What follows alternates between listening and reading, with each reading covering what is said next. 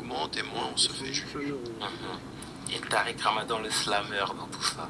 Non, moi, c'est pas du slam, justement. J'ai essayé d'expliquer quelle était mon approche par rapport à ceci. Moi, j'écris de la poésie depuis que j'ai l'âge de 14 ans.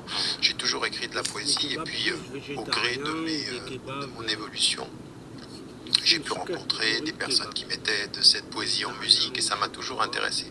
Et donc, à partir de ce moment-là, je me suis dit, mais c'est un vieux projet, hein, ça date de plus de 40 ans chez moi, ceci, qui s'est resté comme ceci. Il y a l'idée d'écrire un roman, que j'ai finalement écrit en 2017, sans le publier encore, mais il est écrit. Et puis par rapport à l'art, de dire, j'ai toujours considéré qu'il y avait quelque chose qui était l'expression de l'intimité par le beau. Dieu est beau et il aime la beauté, nous dit la tradition prophétique, et l'esthétique, la poésie, habillée par la musique, est quelque chose de particulier. C'est pour ça que je l'appelle poésique et non pas slam. Pourquoi? Parce que c'est de la poésie et qui va être habillée, et qui s'écrit avec l'idée qu'elle va être habillée par la musique, et la musique se pense quand elle est portée par la parole.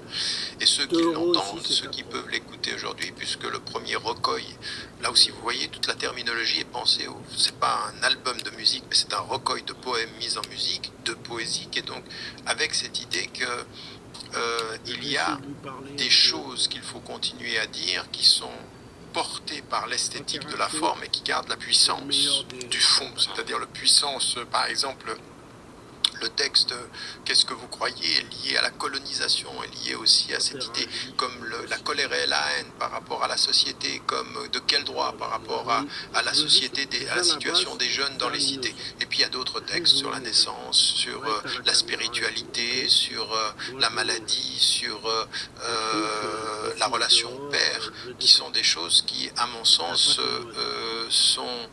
portent le même message avec une forme artistique. Et moi, ce qui m'intéresse, c'est ceci. J'ai envie que nos jeunes, et nos moins jeunes d'ailleurs, se réconcilient avec le verbe. Parce que notre religion est une religion du verbe. L'humain se distingue par le verbe, et la beauté du verbe est essentielle. Et j'aimerais qu'avec la beauté du verbe et la beauté de la musique, eh bien, ça élève un peu nos âmes. Une certaine façon de trouver la paix et de nous calmer un peu. En tout cas, c'est joliment dit.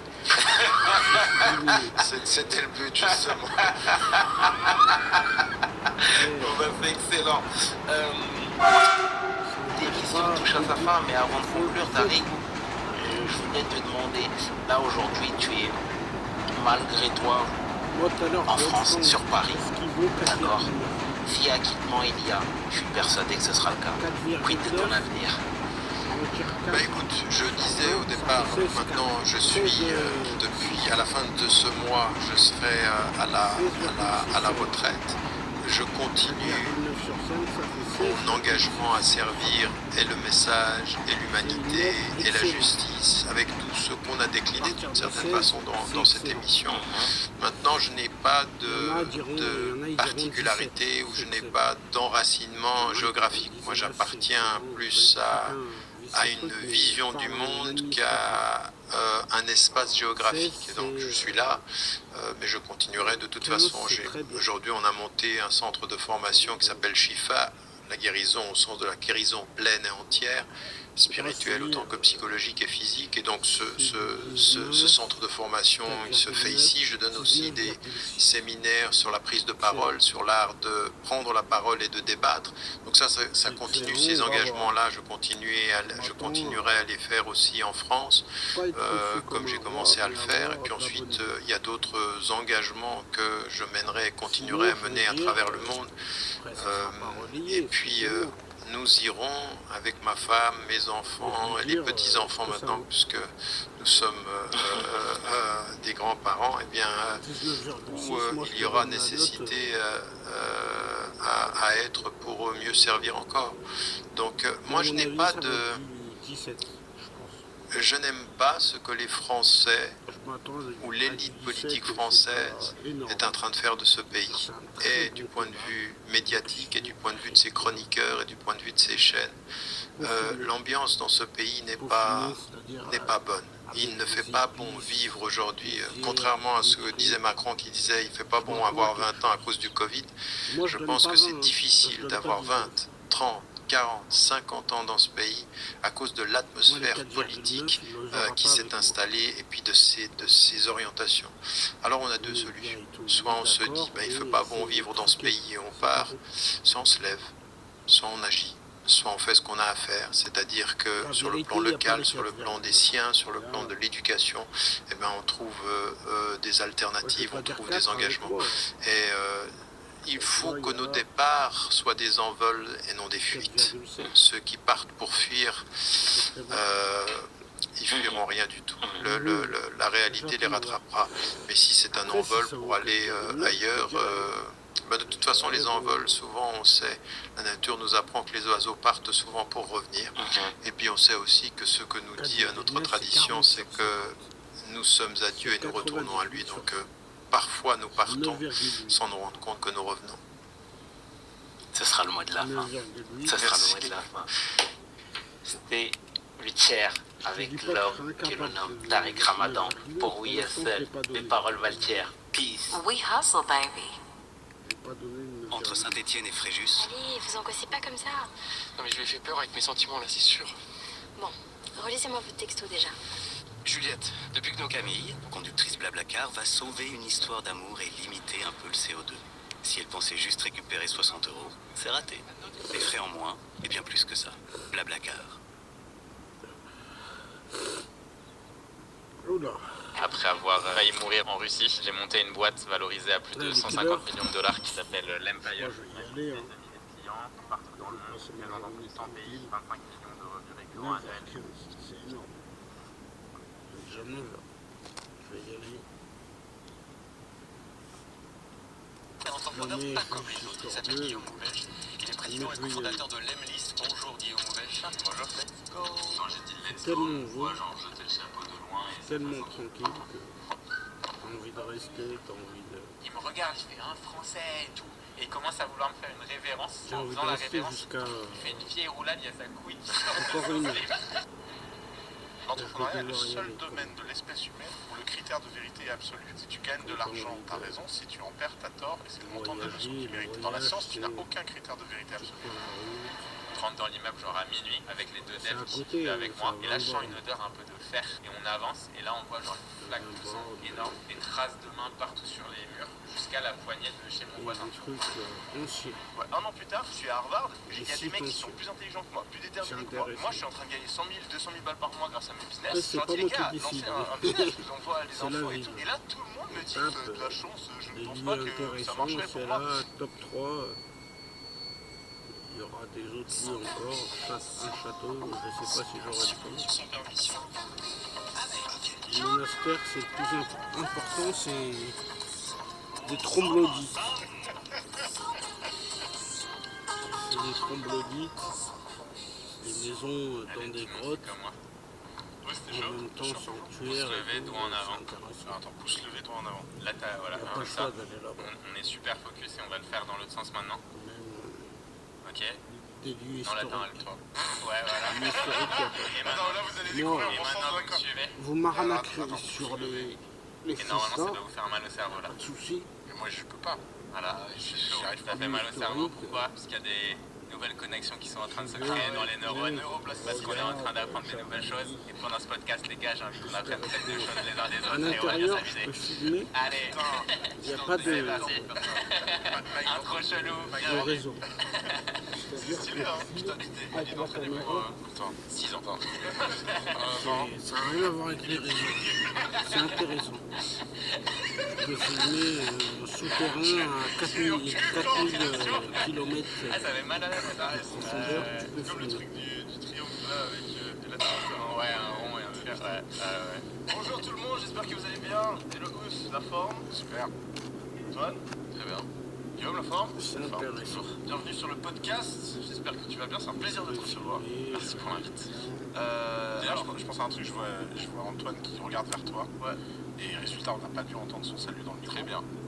Et j'ai découvert, alors bon, ça on s'en fout là, mais j'ai découvert un truc incroyable. Vous connaissez les Tiny Je vais Fitness prendre concept. deux C'est batteries. un concept sur YouTube incroyable. Une batterie, on pourra mettre un petit comme ça display. une batterie de Le rechange. concert, en fait, c'est une toute petite Alors là, pièce je avec vais un bureau mitrailler. comme si c'était dans un bureau et les artistes viennent faire un concert et ils ont un micro incroyable. quelqu'un Une batterie de rechange, on n'est pas c'est un loin du tout petit micro très long comme ça. 100%. Même quand il parle là comme ça, et ben ça parle dans le micro avec le même niveau de voix. Mais oui, c'est parce que c'est des micros qui sont pas directionnels. Faut être dans le Le fil. truc de ces micros, c'est qu'ils sont faits pour être directionnels. Et pourquoi on utilise des micros directionnels? 100%, Parce que comme ça, T'entends t'entends plus les gens qui parlent derrière ou 0%, des c'est trucs ça comme ça. la recharge. Ouais. Et c'est le deuxième truc que tu nous as. Aujourd'hui, vous allez apprendre. Merci, Jamy. Je pense qu'il y a moyen que ce soit un bel épisode parce que Guillaume c'est un super invité, je suis content que ce soit là. Et Ous aujourd'hui est très très chaud. Ça fait longtemps que je l'avais pas vu. Il est arrivé, il m'a fait faire déjà avoir 5 fous rires à la suite. Donc regardez cet épisode.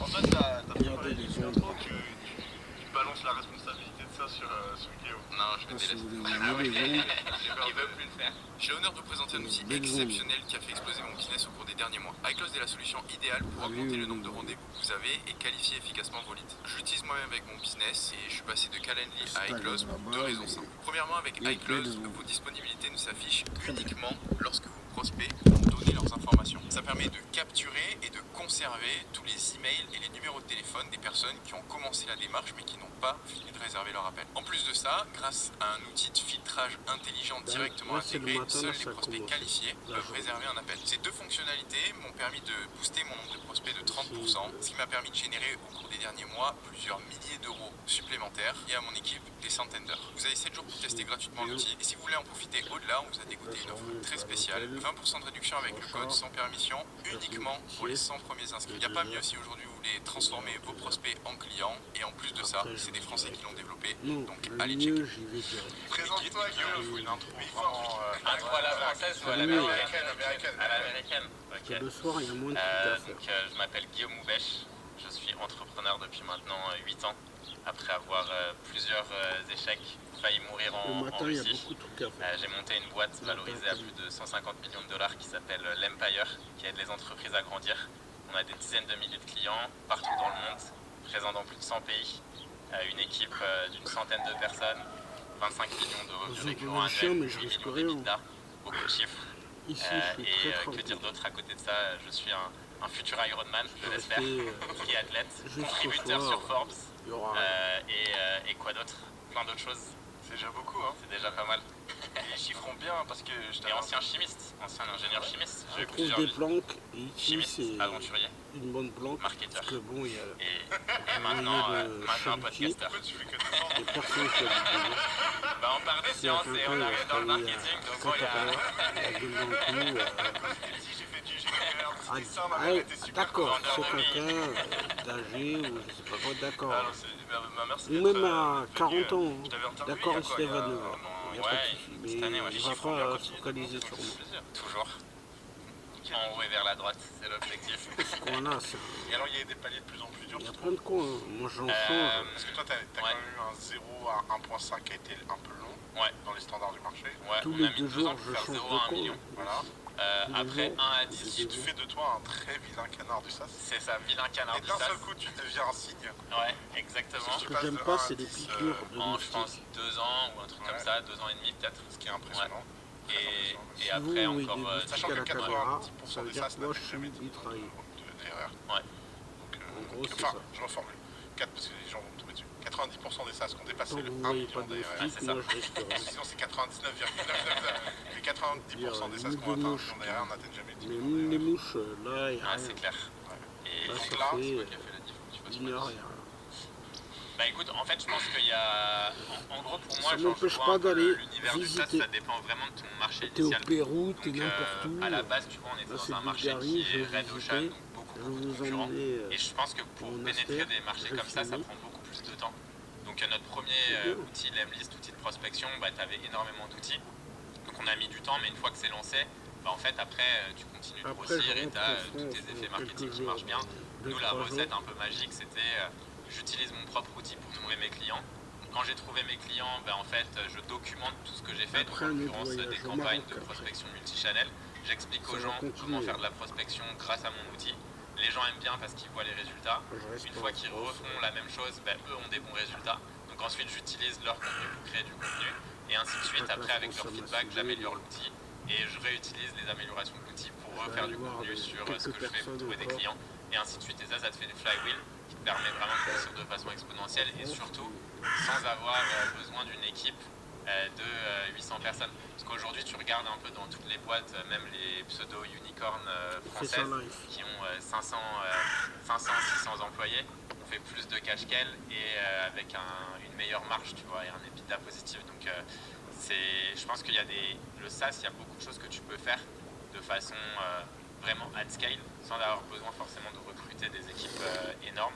Et ça, je pense que pour beaucoup de boîtes, ça dessert en fait d'avoir des trop grosses équipes. Ils perdent de l'agilité, ils rajoutent énormément de process. On n'en parle pas assez, tu vois, parce que quand tu lèves, je sais pas, 50 ou 100 millions, bah, ton coût c'est les people, tu vois. Il faut que tu recrutes des gens, et si tu recrutes pas, bah, tes VC vont te dire bah, qu'est-ce que tu fous avec autant d'argent, quoi, tu vois. Ils auront d'ailleurs raison, je veux dire. Ouais, bah ouais, c'est.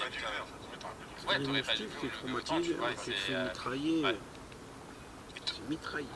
J'allais dire, du coup, ce qui t'a ralenti sur les 2 premières années, c'est que tu avais une stratégie, un marché que tu ciblais qui était un petit peu différent. Ouais, c'est un marché qui est super dur à pénétrer. Après, tu vois, par exemple, si tu prends Lempod, qui était un autre projet que j'ai revendu en parallèle, tu vois, en même pas un an, je l'ai fait grossir à quasiment 1 million, tu vois. Donc déjà 2 fois moins de temps, mais c'était un tout nouveau marché.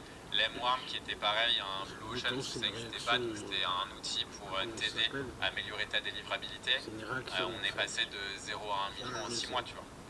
Là par exemple, je suis en train de lancer Lemcal qui est en gros concurrent de Calendly, marché qui est ultra crowded. En fait, je sais que ça va me prendre du temps, mais c'est pas très grave parce que le marché en fait il est tellement grand à adresser qu'à partir du moment où tu sais que pour construire un bon produit ça prend un peu de temps, que le marché il est huge et que tu sais que tu fais quelque chose qui est mieux que ce que fait la compétition, en fait il faut juste être patient, baisser la tête et avancer, quoi. 24 heures. Tu l'as ils sont marqués, quoi. Moi personnellement. Lemcal, ouais, franchement ça doit être à, je pense, 15 ou 20 000 utilisateurs. Ça fait quelques mois qu'on a lancé. Ouais, c'est sorti bêta en janvier, je On en avait parlé la dernière fois quand on s'était vu. Si, Et on avait vu genre il y a très quelques mois, étanche, moi ça dégoûte. Google l'avait lancé aussi. Ouais, mais ça change rien. Non, ça change rien. C'est aussi pas du tout personnalisé comme. C'est pas personnalisé en fait. Tu vois, genre Google, c'est un marché qui est trop petit pour qu'ils fassent vraiment du marketing dessus. Donc en fait, les gens qui vont utiliser ça, c'est tous les crevards qui veulent taper 9 euros. Parce qu'en fait, quand t'as un truc comme Calendly qui coûte 9 balles ou je sais pas, 10 balles, il y a un moment où tu vas pas prendre le truc cheap de Google qui est moche et qui, tu vois. Tu devrais utiliser ça pour t'école. C'est en tout cas le truc. Mais c'est comme Calendly, sauf que tu peux le brander, tu peux mettre tes trucs. Des vidéos, des souvent petits trucs. 2 heures. Tu peux aussi genre seulement Même 1 heure, débloquer. 2 heures. Ouais, je crois qu'on a l'anti-strike maintenant. Après, tu peux aussi débloquer en fonction des questions que les gens font. Donc, typiquement, tu vois, si t'as des gens, je sais pas, quand tu vends des formations par exemple, tu veux vendre des formations que à certains types de personnes. Donc, je sais pas si le mec il fait pas plus d'un million dans son business, t'as peut-être envie de l'envoyer à un autre sales que whatever, bah ça en fait tu peux faire des arbres de décision. En 1 heure j'ai plus rien, en 2 heures j'ai plus rien. Personne, ça fait gagner du temps, ça t'évite de Par perdre du contre temps ça démonte. J'avais vu que sur l'ergonomie de Calendly, le problème auquel ils faisaient face, c'est que les gens devaient d'abord choisir leur disponibilité, et t'en avais beaucoup qui finissaient pas le formulaire, et du coup tu peux perdre beaucoup de leads. Ouais, tu perds aussi beaucoup de leads, alors que nous, tu vois, dès que... En fait, là, pour l'instant, ça reste le début pour le produit, mais dès que la personne met son email, bah en fait, tu peux le mettre dans une séquence Lemlist pour le relancer, tu vois. C'est trop puissant. Et donc, du coup, ouais. C'est trop puissant. Comment est-ce que tu as démarré dans l'entrepreneuriat? Tu nous as dit que tu as frôlé la mort. Ça, c'était en Russie, ouais. Ça, c'était une sacrée histoire. Est-ce que tu peux nous raconter un petit peu ton histoire et comment tu es arrivé à avoir un business comme ça? En fait, je pense que le début de l'entrepreneuriat, moi, mes parents, si tu veux, j'ai grandi à Paris entre Barbès et Pigalle. Mes parents, c'est pas du tout des entrepreneurs. Mes grands-parents, c'est des fermiers. Mes parents, ma mère, elle est fonctionnaire, donc elle a commencé dactylographe. Donc elle tapait, tu vois, ce que des gens disaient. Et ensuite, elle a travaillé aux impôts en tant que contrôleur, donc vraiment fonctionnaire. Et mon père, lui, est plutôt graphiste, un peu perché, tu vois, c'est un peu l'artiste qui oublie tout le temps, très créatif et tout. Et je pense que la première vraie expérience entrepreneuriale que j'ai eue, ou en tout cas je le considère comme une expérience entrepreneuriale, c'est quand j'ai monté la première équipe de basket dans le quartier. En fait, il y avait un gars qui s'appelait Boula, qui était ancien basketteur pro. Et en gros, je le voyais shooter entre, je sais pas, 2 pauses déj ou des trucs comme ça. Et du coup, je lui ai dit, tu serais pas chaud qu'on